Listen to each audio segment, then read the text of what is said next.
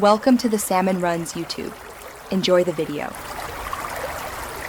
You start by preparing both devices. This is not optional. Plug the Apple Lightning cable into your iPhone and sit in the driver's seat. On the iPhone, enable Siri, Bluetooth, and allow location access. Make sure the screen is awake and unlocked. On the Honda, turn the ignition to accessory or run and tap the infotainment home screen. Once done, navigate to the phone or smartphone connection menu. Do this now so the system can detect a new wired CarPlay connection. You will now initiate the actual link.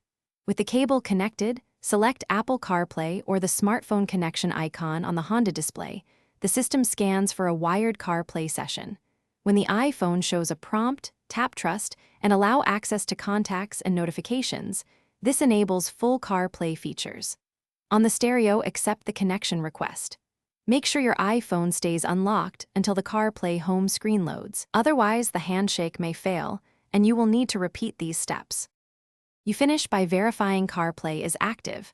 Open Maps, call a contact, and ask Siri a quick question to confirm voice control. If the CarPlay home doesn't appear, disconnect, reboot your iPhone, and power cycle the Honda infotainment system. This clears temporary glitches. If still stuck, swap cables and try another USB port in the car. Many faults are cable or port related. One key troubleshooting tip. If CarPlay intermittently drops, check for debris in ports and update iOS or the car's firmware before deeper diagnostics. Thanks for watching. Consider subscribing if we helped you.